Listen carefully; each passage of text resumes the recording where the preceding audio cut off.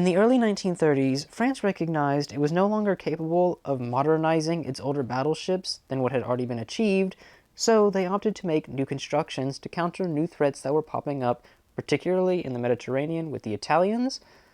And this would see a new feature that had yet to been placed on a battleship, and this is the quadruple mount turret, first seen on the Dunkirk class, and then the follow-up Richelieu class. At the same time France was designing and constructing the Richelieu class, Britain was also constructing its own battleship with quadruple mount turrets, and this would become the King George V class battleships. Now the reason that the British and French make the quadruple mount turret is the exact same. The goal is to keep the overall displacement of the ship down to about 35,000 tons standard load, so ideally you can put 10 guns on one King George V in 3 turrets, rather than spreading them out amongst 5 turrets. This keeps the armor box smaller, the ship's overall size smaller, and ideally the displacement down. But the British quadruple turret runs into a serious issue. This is mainly known due to the hunt from the Bismarck, when both King George V and Prince of Wales participate in the hunt for the ship, but during this event, both ships suffer from a series of mechanical malfunctions in the quadruple turrets. Today, we are going to explore what the mechanical malfunctions with the quadruple mount was, and whether the British put any attention into correcting this or not.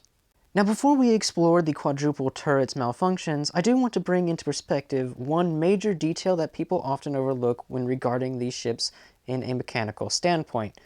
These ships were brought into service during the Second World War, as King George V was first in 1940.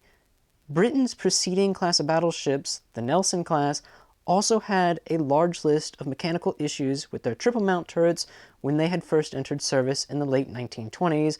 However, they had a cushion of a decade to work these complications out, so this means that the mechanical issues on those ships are not as well known as what we can see on the King George.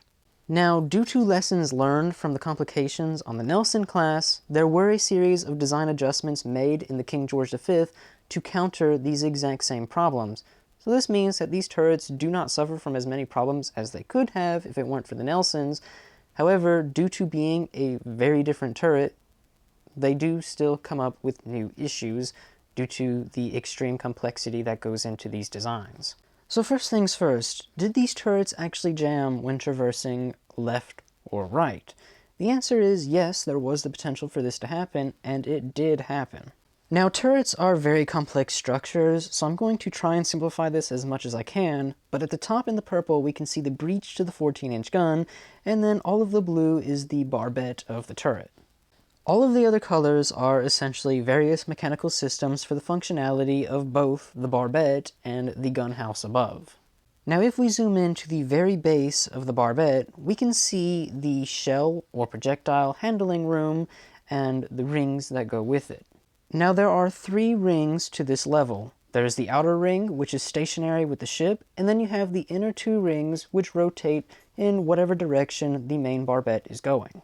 The issue that occurs on this level is that the inner 2 rings do not have proper provisions for eccentricity, which is when the ship is in heavy waves or is making hard maneuvers, the entire barbette and gun house is going to move with the motion that the ship is, and this means that it needs room to flex. Now, the British gave a 1-inch area for these rings to flex. However, this proved to not be enough, and this would cause the rings to get stuck, meaning that the entire barbette was jammed. This is why the issue was highly noticeable during the engagements with the Bismarck, because these engagements were taking place in the North Atlantic, where the seas were rather rough, and the ships were carrying out hard maneuvers at certain points of the battle. Now, this was the only major issue that would cause the turret to stop its traverse. However, there were a series of mechanical complications that came up within the turret that slowed down the process of loading the guns, and in some instances even prevented the guns from being loaded and fired. The issues here can be categorized under one title. There was an overcomplexity of mechanical components within the turrets, as it's claimed that there were more than 3,000 functioning parts within a single quadruple mount.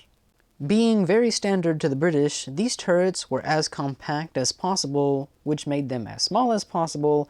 However, this made maintenance an absolute nightmare, and sometimes maintenance was put to the side due to the fact that the ships were often needed in combat because they were entering service during a major war.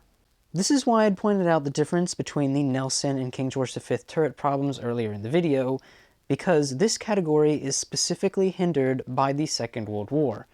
Due to the ships being needed on the front lines as fast as possible, the British were not able to carry out extensive test trials on these turrets, which meant that they had only fired approximately 30 to 50 rounds before going into battle, and in this relatively small and controlled area, the turrets performed excellently with very little issues.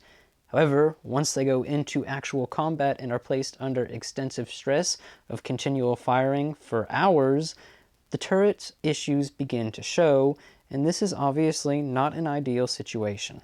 One of the big issues ends up coming from the very extensive flash precautions. Now obviously Britain has very good reason to fear flash in their turrets, particularly because of a few isolated incidences from the First World War. However, there is a point where you are adding too many flash precautions, and this is the exact issue that plagues these turrets. There are more precautions taken than were necessary. Now, Britain is not the only nation guilty of this. The Germans did the exact same thing in their Scharnhorst and Bismarck classes. So how can all of these flash precautions cause issues for the turret? Well, you are overcrowding the turret with mechanical components, which means, once again, they are difficult to access and maintain. They actually can get caught up on other components of the turret, jamming them, which, if flash precautions are jammed open, the British were not allowed to fire the guns. And some of the mechanical components were weakly manufactured and were prone to breaking. But to supplement this issue, due to the ships coming in during the wartime and they are brand new designs, limited time was given to crews to familiarize themselves with these turrets, which meant going into combat, there was often lacking experience in dealing with the components of these turrets, which meant that the mechanical failures had a greater chance to take place just because the crew was unfamiliar with what they were working with. Now, how much did these issues actually impact the turrets when in combat? Early on, it was quite common. During the Battle of Denmark Strait, Prince of Wales had fired a total of 54 rounds from its quadruple mount, when it has been calculated that she should have achieved at least 75 rounds from her quadruple mounts, though of course this is a theoretical number. Now when we move over to King George V, a few days later while it is firing at the Bismarck, it starts off relatively good for about the first 30 minutes. There are limited issues and the turret keeps up a high rate of fire. However, at about 9:20, turret A goes offline for 30 minutes because the shell rings got jammed and the turret was unable to traverse. Turret Y was out of action for approximately 10 minutes due to lack of experience in dealing with the turret, and across the entire ship, even in the dual mount turret, turret B, there were a series of misfires and independent gun jammings due to lack of experience with the equipment being used. It is reported that there was a point during the battle where 5 out of the 10 guns were unable to fire with problems independent from the turret mountings. Admiral Sir John Tovey, whom was the commander-in-chief of the home fleet, would write this: "Comparatively little experience had previously been gained of the reliability of the turrets. The prolonged practice firing for the King George V had been carried out only in one turret. It was fortunate that the action was not prolonged, because the 25 rounds per gun practice previously planned would not have shown up so many of the defects." So following the mass amount of experience gained with these turrets during the hunt for the Bismarck, the British had taken heavy note of what the issues with turrets were and began to correct them on King George V and Prince of Wales, and also sent the information off to the builders constructing the remaining 3 ships of the class. The information was well suited. By the time Duke of York is in service and goes up against the German battleship Scharnhorst, it manages to keep its quadruple mounts in service for about 70% of the time, which is quite the improvement over what had been previously attained on King George V. Now, that obviously means that the issues with the turrets were never fully worked out. There were just certain aspects that could no longer be corrected, particularly the extensive amount of mechanical systems within such a cramped space. And of course, during the war, lack of experience with these systems. So this means that the ships were plagued with issues throughout their whole lives with the quadruple mounts.